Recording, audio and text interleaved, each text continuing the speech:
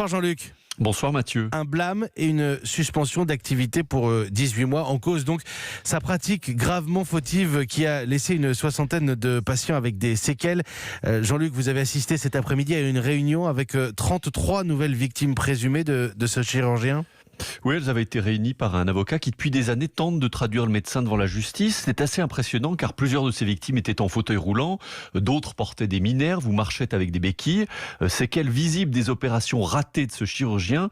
C'est le cas d'Evelyne par exemple, opérée 3 fois pour une simple hernie discale au départ. Il m'a bouffé ma vie, plus de travail, la vie familiale, n'en parlons pas. Je suis handicapée, je touche une pension d'invalidité, et puis je marche avec des béquilles, et puis je suis sous morphine. Je le maudis ce mec, je le maudis.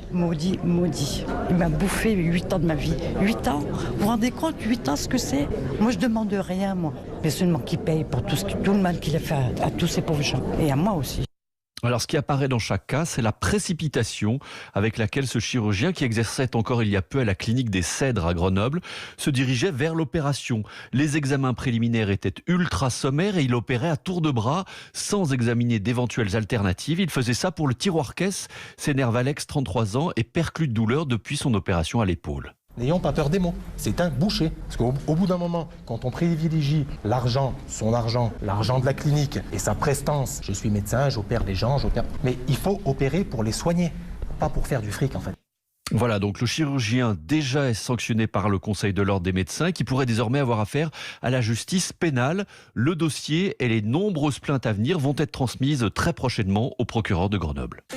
Merci beaucoup Jean-Luc Boujon, notre correspondant en région lyonnaise à Grenoble.